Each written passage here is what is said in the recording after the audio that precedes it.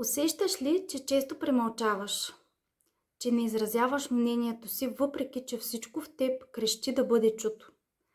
Че се страхуваш да заявиш позицията си и вместо това задържаш всичко в себе си? Болката, напрежението, емоциите. Страхуваш се да изразиш себе си, защото дълбоко в теб живее споменът: ако сгреша, ще бъда наказана. Това е рана от детството, когато си била критикувана, когато са ти викали, когато си била наказвана заради това, че не си направила нещата както трябва. И това се е превърнало в програма в подсъзнанието ти, която казва: за да бъда в безопасност, трябва да мълча.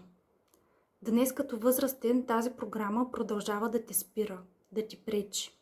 Продължава да ти казва да се свиеш, да се снишиш, да не се заявяваш, да се пазиш, да не влизаш в конфликти, дори когато това те наранява. Но истината е, че тази програма може да бъде освободена. Този страх може да бъде трансформиран в увереност и свобода да изразяваш себе си. И когато го направиш, силата ти се връща, самоуважението ти се връща.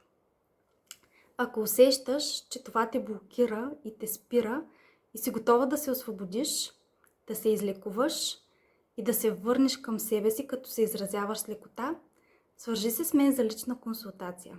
Ще се радвам да ти помогна.